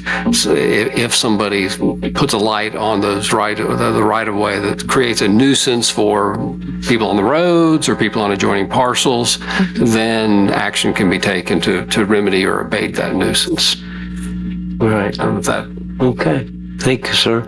We do have, and like Anita was saying, we do have a lot of exceptions, not only the business areas, but also parks, athletic fields, lights on town-owned parking lots, for example. Right. So there are some exceptions that again, because it's our parking lot or it's a Roanoke County athletic field or something like that, we would have some control over the situation already, so we don't need to necessarily make it subject to this ordinance. Right. Okay. Thank you, Jeremy, and thank you, Anita. Your presentation has always covered important facts, so I appreciate that. And like so many things that come before council, by the time we get around to actually having a vote, we've seen a lot of information on it. So we don't just do things without proper consideration. So thank you for all the information. So council, you've heard the. Was there anything else, Pete? By the way, you're good. Okay. You've heard the presentation concerning the lighting by Anita and Jeremy. And is there a motion? Mayor, I move to adopt the ordinance amending and recodifying Chapter 82, Streets, Sidewalks, and Other Public Places of the Vinton Town Code by adding Article 6, lighting in roads, streets, and other public right-of-ways, Sections 82-200 through 82-206. Could you repeat that? No, I feel like I just got elected. Yeah. So proper. Thank you for the, thank you, Keith. We have a motion by Councilman Lyles. Is there a second? I'll second. Second by Vice Mayor Mullins. Please call the roll. Councilmember Lyles? Yes. Councilmember McCarty? Yes. Councilmember Stovall? Yes. Vice Mayor Mullins? Yes. Mayor Gross? Yes. Just to clarify that, did you think I was reading that or something? No. No. You're so No. proper this year. It's a new year. Right. So, Mr. Town Manager, I think you're up next. Yes, sir. Thank you, Mayor Gross, members of council. I do have before you for you to consider a resolution to authorize the town manager to amend our lease agreement with David McClung for 7 Walnut Avenue. As you may know, we about 2 years ago undertook a lease with David McClung for the area directly behind the farmers market stage to build a parking lot to support downtown growth, also chamber events and other events held at the farmers market. Approximately about September, October of this year, David McClung contacted us, and his tenant is kind of downsizing and looking to kind of get into more full retirement. And he asked us, would we be interested in leasing the building from him as well as the parking lot area. We do have a first right of refusal to purchase the entire property. So at one point down the road, we would entertain purchasing everything. So we talked it over with some tenants that were actually looking to relocate. These are existing businesses in Benton, but in some cases looking to relocate out of necessity. In other cases, they've just reached their occupancy and looking to relocate. So it was a good marriage for us to keep some businesses in town that could unfortunately have to leave for various circumstances. So kind of the opportunity was good timeliness for us to control what tenants are in that space. Should we act on the purchase option, we would have control of what our tenants or who the tenants are in the building. So I'll be happy to answer any additional questions from you. I've been working with Jeremy on this. He's done a wonderful job it's a new resolution or a new agreement, but it's just amending our original lease agreement with David McClung. This is runs continuous with the existing lease, and there are a number of renewals built in. So we have really effective control of this for the foreseeable future. All right. Thank you, sir. Yeah, that's good. The only thing I would add, Mr. Mayor, is we've actually been working on this yesterday and today with some tweaks to the lease. Nothing terribly significant. We did add a provision that allows, in the event of a default, a 30-day cure period. So either side, if there were a default, would have an opportunity to remedy the default before there would be a breach of the lease. We have added some clarifications as to the insurance provisions that are in the document you have, that the casualty insurance will be used to fix the building if it were to suffer a casualty, and that since the town or the town's tenants will be taking over full operation of the building, we'll make the owner a named insured under our insurance policy. And that's really it. Just some tweaking of some language. And I just wanted to make you aware of that as you go forward if you do approve it. There have been a few tweaks like that. This is about a 12,000 square foot building, and we anticipate it occupying 3 businesses eventually. I think that'd probably be maybe 4 to 6 months down the road before we actually built that out for those tenants to relocate. But good, actually very good. I think uses for downtown. I think it will help support kind of where we've been heading with creating more destinations.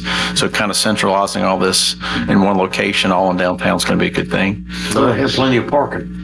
And as Jeremy said, we have made some tweaks to this, and we're very, very, I think, very close on the exact language. So, my recommendation is for council to adopt the resolution this evening, approving that, and us and the attorneys will continue to work out the last few kinks, and then we'll formally execute the final copy and make sure that we have one on file for everyone to review if necessary. And as we've done in the past, this resolution has some language about how the ultimate lease will be substantially similar to the one that's before you today. So there still could be a few tweaks as we get across the finish line, like Pete is talking about, but nothing that would materially change the terms. All right. Thank you, gentlemen.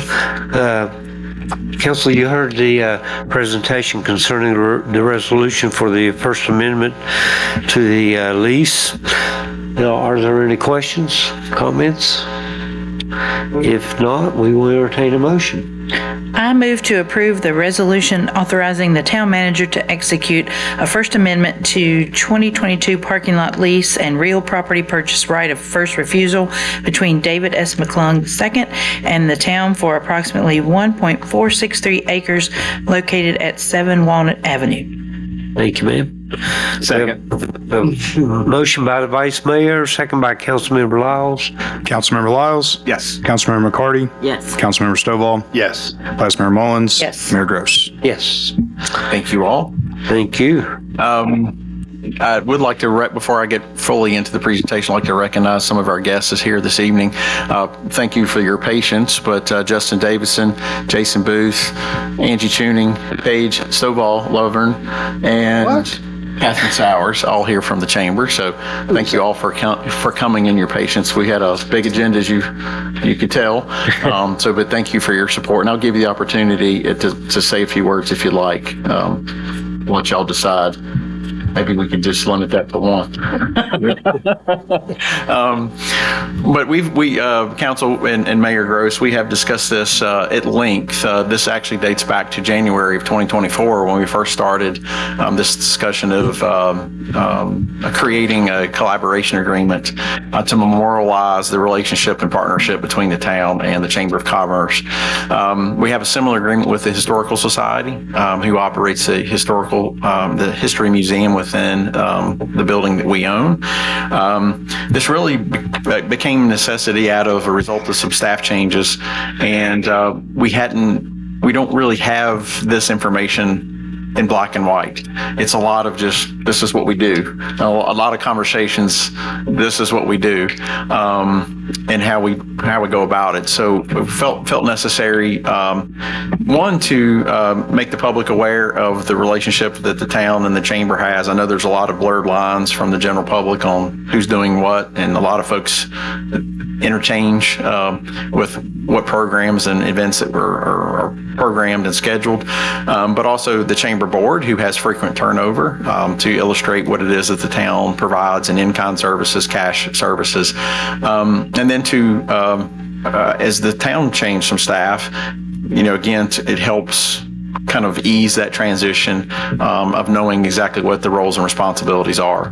The chamber agreement, as drafted, really is essentially just capturing that relationship and that partnership. The vast majority of the information in the agreement is essentially, it's been going on at least in my 9 years here, in many cases even longer than that. There has been some active negotiations and discussions back and forth with the chamber.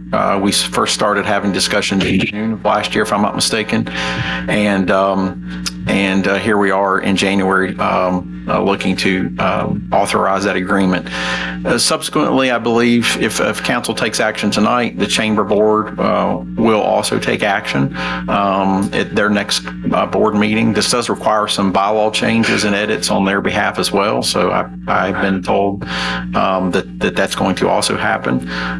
So I didn't want to necessarily get into a lengthy discussion on the exact details, but again, just for the general public, it's just outlining our relationship of roles and responsibilities, funding arrangements for the various events and festivals that we do in cooperation with the chamber. So be happy to answer any questions that you have. I have provided copies of this to the council as edits have been made. We've reviewed it with our legal counsel, and just as we did with the last agreement, I do think we have some details to continue to negotiate back and forth. Very minimal, but I think we're substantially there. So I would seek council's adoption this evening of the resolution and allow staff to continue to work with the chamber board and their staff to work out the finishing touches to this agreement, and we'll produce an executed copy to you very shortly. Jeremy, you have anything to say? And again, I would welcome anybody from the chamber to say a word or two on the chamber's behalf. Just thank you guys for all that you do for us. We couldn't do what we do without your support. So thank you so much. And whatever we can do for you guys, just. Okay. Jason? No. I just pretty much ditto what she says, and it's, obviously the amount of support that you guys give us, from the monetary money that you give us to the facilities that we use.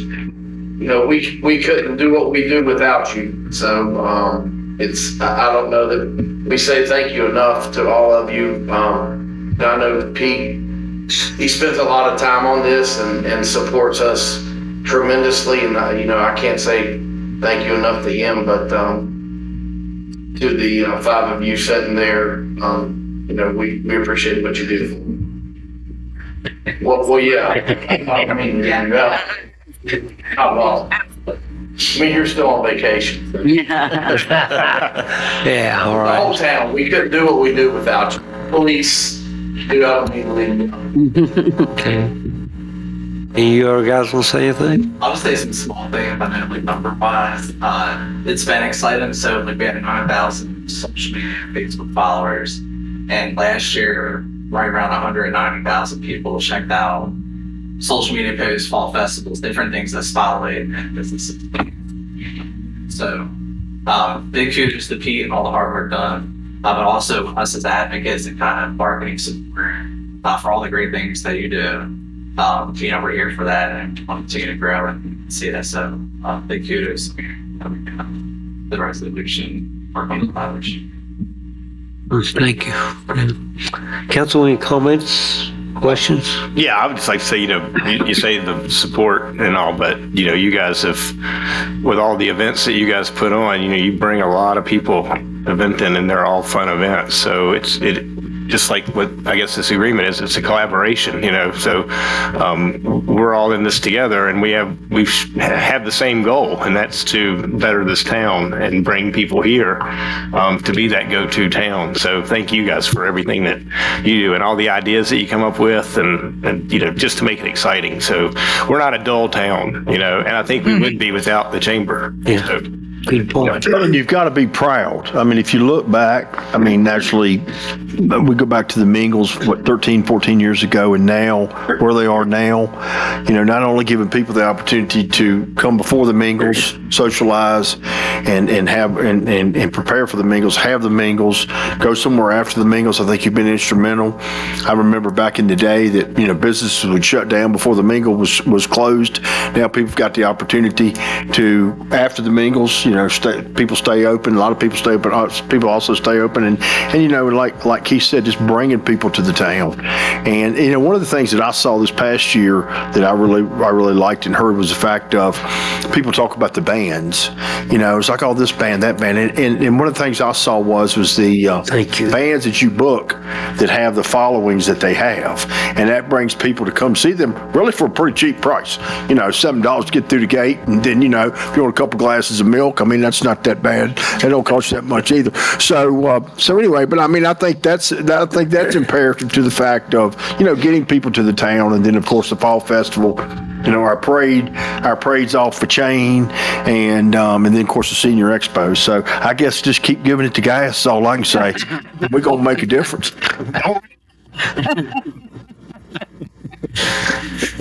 Oh my goodness. Did Lady June have any comments? I think they said it all. Yeah, I think you got it. You got it. Yeah. Like you said, they've certainly covered it. But just briefly, I personally want to thank the chamber. Really appreciate you guys, and I've had the opportunity to see all the work you do up close and personal, and I know you do a lot of work.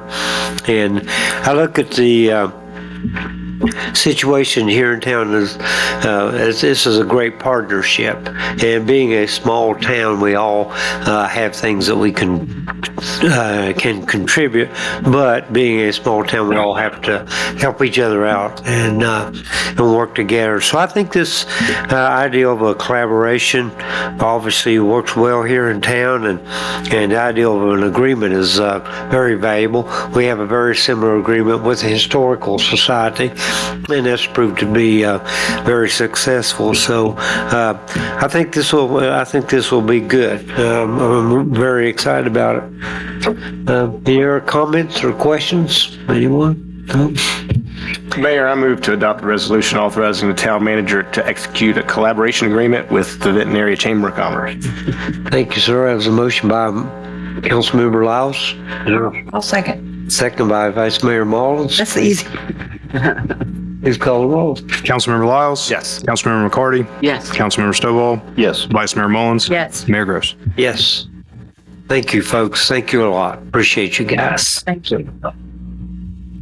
Okay, with that, Mr. Town Manager, you got one more, right? Oh, and not least, have before you a resolution of support for the Blue Ridge Parkway Foundation. They are seeking some funds from the General Assembly for maintenance repairs, mostly as a result of the hurricane that came through Southwest Virginia and Western North Carolina, dramatically affected some maintenance activities along the Blue Ridge Parkway. So they're seeking some support there, but they've also have a new strategic plan called Blue Ridge Rising, and they're seeking some support for implementing that plan. So the resolution is kind of a combined effort I don't have a copy of the resolution at my desk. I apologize for that, but I'd be happy to, if anybody wants to read that. But if not, I think it's basically what it is, what it sounds like, just in the support of funding for those two programs. So basically, we would have some letters of support that would be sent to the General Assembly. Is that right? That is correct. And I have reached out to my colleagues at City of Roanoke, City of Salem, and Roanoke County to consider doing similarly. Botetourt County recently took a similar action. Being Roanoke County and Botetourt setting along actually corridors to the Blue Ridge Parkway entrances. Right. It's of importance to our gateway communities to support the Blue Ridge Parkway because we do receive a lot of benefit from having that in our jurisdiction. So hopefully other localities will take suit. To this date, 1/3 of the jurisdictions along the entire length of the Blue Ridge Parkway have taken similar action. Oh. And there's another third that's actually underway in various formats like tonight. Yeah. So we're hoping to complete the loop and get 100% participation. Awesome. Thank you, sir, very much. Council, you've heard the presentation for Blue Ridge Parkway, support of Blue Ridge Parkway's plan and additional funding. Is there a motion? I move to adopt the resolution supporting funding for repairs and implementation of the Blue Ridge Parkway Foundation Strategic Plan, Blue Ridge Rising. All right. I'll second. Okay. We have a motion and a second. Please call the roll. Councilmember Lyles? Yes. Councilmember McCarty? Yes. Councilmember Stovall? Yes. Vice Mayor Mullins? Yes. Mayor Gross? Yes.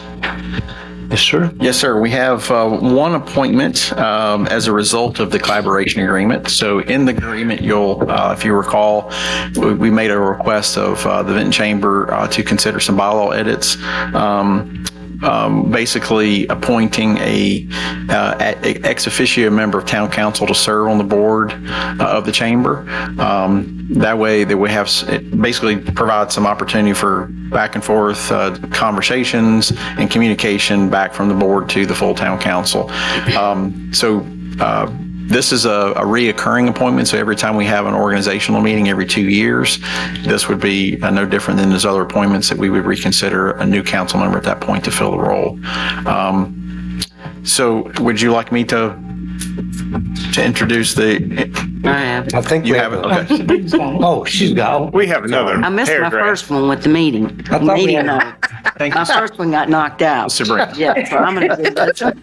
Oh, that's what you used to Yeah. I had my paper too, but I haven't said anything to the end. But anyway, I move to approve the resolution appointing Mike Stovall as a representative from the Vinton Town Council as ex officio member to the Vinton Area Chamber of Commerce Board of Directors for a 2-year term beginning January 1, 2025 and ending December the 31st, 2026. Y'all got the gas attendant. You're going to really have to give it to You roll it out. Dad. Mash it. Oh, man. We have a motion. Is there a second? I'll second. Please call the roll. Councilmember Lyles? Yes. Councilmember McCarty? Yes. Councilmember Stovall? I will abstain. Vice Mayor Mullins? Yes. Mayor Gross? Yes. Thank you. Thank you. Mike, I'm actually excited about you. Dane, you're getting. The high test. I'm actually very excited about you doing this job. Quite frankly, I haven't attended many of their meetings as I should have, and I apologize for that. But they do real well without me. But I'm sure they will appreciate you being there. Mike, seriously, I appreciate you representing the town and the council. Looking forward to it. It'll be fun. Yeah, I think it will be. I'm sure you have a time. Good luck. Wow, what was that? Right? So we always check and make sure Jeremy's got the tie on. As long as he's got a tie on, we are officially in session. So. I had to throw a sweater on today, though. Yeah, that's all right. Did you have anything further? No, I do appreciate Tony putting together these motions. I think they're very helpful. Very much so. Yeah, that's great. So I do. I know she's not here to commend, but I'll make a point of doing it. I'll take credit. I appreciate it. I really assumed it was not Marshall. Not going there, brother. But you've obviously demonstrated tonight that you're involved in a lot of the things that go on here in town. So we always appreciate your hard work. Thank you, Mr. Mayor. Appreciate it. You betcha. Mr. Manager? I'm just troubled that I get so much work from them on Sundays. Oh, really? Other than that, thank you for all your work. Appreciate all you do for us. I have just a couple quick announcements. Cody actually covered a couple of them, the fire property updates and Gus Nix, so you've been briefed on those. I would like to say Tony is at the Municipal Clerks Association meeting, their annual conference this week. So this is another example of staff receiving additional training and keeping up with their certification. So she'd love to be here with us tonight, but she left earlier today to attend that meeting, actually with Julie Tusi, who's in the Planning and Zoning Office. They both attend that together. But Marshall's doing a wonderful job, so I cautioned him, don't do too good of a job because we'll ask you to do it again. Appreciate all you've done tonight to cover. Just quickly on the hotel, conversations are continuing on the hotel. We have a standing weekly meeting with the hotel developer so we can stay in tune and get what's needed. For example, this week a request was made to get updated copies of the environmental assessments. They're working on submitting the site plan with the civil engineer to Roanoke County. We've done a kind of a cursory internal review with planning and zoning just to try to continue to expedite the project and not get any hangups when they actually do submit, but that's going well. I think late this month or early February, I would anticipate a site plan being fully submitted to the county. Their building package, which actually is the building that's above the ground, that has been submitted from the architect to general contracting for pricing. So things are on task and moving very rapidly. Wow. The Gishmill project, we're about 4 months into the stabilization, so there's activity going on, even though there's not much going on that outside of the building. That is very active. I think we got about 2 more months of stabilization. They're in the original cube of the building now. They've worked kind of on the exterior and moving into the central core.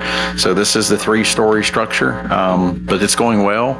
It looks amazing inside. So if you haven't stopped by, if you see the garage door open, help yourself to go by and introduce yourself to the crews that are there. And there will be a Channel 10 news story this Thursday, unless they change the date, but it should air this Thursday. And I know Debbie's covered it extremely well over the last few months. We still probably have about I'll give it conservatively another 14 months of renovation work before it's, so we're looking at early 2026, mid 2026 before it's officially open and operating, but things are going well. Exciting. And then I just wanted to let council know and the general public about warming shelters. We are keeping our eyes open to the weather and to power outages. For example, during the cold snap a week and a half or so ago, we did have to open a temporary warming shelter for one of our senior living facilities off of 3rd Street. They were without a power for about 48 hours, give or take. And so through the help of the police department and working with Roanoke County Fire, we actually did open the community center for 4 or 5 hours. So there was about a dozen seniors that didn't have heat, and so we opened that. So we'll continue to monitor that, and if we have extended power outages, we'll look to open that again and let the general community come if necessary. And I know VDEM is monitoring the situation, and there may be some regional efforts being open for kind of de facto homeless opportunities too, because it's pretty brutal out there. So and I think that's it, unless you have any other questions. Appreciate lengthy agenda tonight. Well, thank you, Pete. Yeah, we got a lot done tonight. I appreciate that report. So with that, we will move to the council and mayor section. Mike, we can start with you tonight. You have anything further? I do. First off, I gave Pete a thank you card at the Finance Committee meeting today. Once again, do thank you all. Thank you for the peace lily flower that my mom loved. And let me take my hat off to Public Works again. You know, naturally, hard work. I don't know if you saw some of the posts, but it was kind of interesting for people talking about the county, living out in East Roanoke County and coming into the town of Benton, and of course, ragging on Roanoke County. Of course, evidently they don't know that VDOT pushes their roads, but anyway, it's, you know, great job. I mean, once again, and I know it's, you know, 2 times, but hats off to you and your leadership and your staff for the work that they do. Yeah. Thank you. Thank you, sir. Babe, you have anything further? Same thing. And also, I didn't realize Jill had left. She did a great job in your place at the meeting. She was a little, yeah, well, she said you wanted her to, and she did a great job. So we missed you, but she did a great job. Thank you guys, and pass that along for us, that they did a great job at the snow removal and the police department as well, and just keeping us safe and happy as usual. As usual. You're right. Thank you.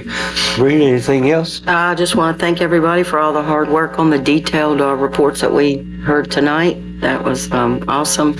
And my restaurant shout out this week is Our Daily Bread. All right. I love it. Yeah. Again, Keith, I'm sorry. Same thing with Public Works. One thing I like to mention is, you know, over the holidays, we had 2 days that they were off. And then that week, they caught up and picked up all the trash within 3 days of the whole town. So it's pretty amazing how they can recoup after 2 days off and still, at the end of the week, finish everything. So good hands off to you and your crew. And I know that, like, all of our refuse guys they're awesome around our town. They're the ears and the eyes of the town as well with the police department. Yeah. And then just looking forward to, you know, this is a pretty long meeting, but we got a lot done. And hey, the longer the meetings, the more we get done. So looking forward to a good 2025. Yes, sir. Mayor, I forgot one thing, if I can. I just want to send condolences to the Pennington family. I just found out today that Staley Pennington passed right before Christmas, and he owned Pennington Crown and Bridge, and Vic's a staple in town, works for, you know, Vent Appliance, and I just found out today, and I hate it, and I'm so sorry, and I just wanted to send condolences to their family. Yeah, you're right. We're certainly sorry to hear that. He's good man. Yeah, good man. Pillar of the community, actually. He certainly contributed a lot to the town over the years, so I am distressed to hear that. You guys hit the nail on the head. Public Works did a great job. Certainly the police department, but you know, when we have a snow event or anything like that, it actually affects just about the entire staff. I know the administration was heavily involved in planning everything out. We are just so blessed to have have the folks on staff that we do. We have a great staff, and I just appreciate them so much. Thank you, guys. We went through a lot tonight and got a lot done, and we kind of kid around sometimes. I think the humor helps break it up a little bit, but we do take our job seriously, and we try to do the right thing for the town, and I know the chamber feels the same way. So that's what this town's all about, love of the town and supporting each other. It's great. And I don't know about you guys, but I'm ready for lemonade season, don't you? I'm like Bo. I like my long vacations, you know, my 168-day vacation like Bo gets. Like, yeah, I'm ready for warm weather. I am too. Anything? I'm sorry. Just one last thing, we were talking about like Bo's vacation and stuff, but Bo, all the stuff that we set up here about Public Works, if you don't mind, Jill's gone. If you'll let her know that we. Okay. Awesome. And we said, you know, tell her team is awesome, and you know, we know who really runs that. Yeah, we sure do. So we appreciate her and the entire department. Is there anything further to come before council meeting tonight? I'll make a motion. Motion to adjourn. We have a second. All in favor, signify by leaving. Thank you, folks. God bless you. Have a good evening. I think I was good. No, you're good. Have a good evening. Good job, Anita. I got an appointment. Told her, look, I've had enough. You know, I mean, just real quickly. Something. Donnie Martin. Who was this for? He's the president. Yeah, that's him. Oh, dang it. Hey, where are you going? Miss Wright. Yeah. Two favors. Thank y'all for coming, hanging out. Yeah. Yeah. Us not Oh, I knew her. I knew she was sick last year. Oh, is that what it was? Just about.